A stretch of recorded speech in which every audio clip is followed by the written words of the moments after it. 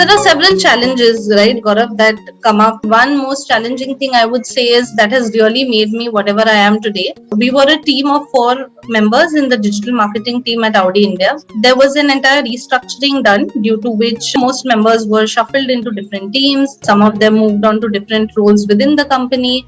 And I was the sole person responsible for digital marketing. And I had very senior people who were supporting me, who were suddenly no more around, and I was given the task of handling this luxury brand by myself. But I took this up as an opportunity. I tried to do the best I can. I ensured that there is no stopping of any process or any ongoing activity that would cause any issue to, say, our customers or the way we are seen across digital and social. So my agency teams were very supportive back then, and we worked together to basically really build the brand to wonders.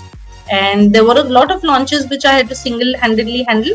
But yeah, everything went well seamlessly. I was also given a lot of appreciation for this particular time period or phase, I would say, through the Above and Beyond award, because I did my duties which were really above and beyond the role that I was in. I was just an assistant manager back then. And that's what companies see, right? Whether you are able to step into shoes which are 2-3 designations down the line. And I think that was a challenge which I kind of sailed through smoothly.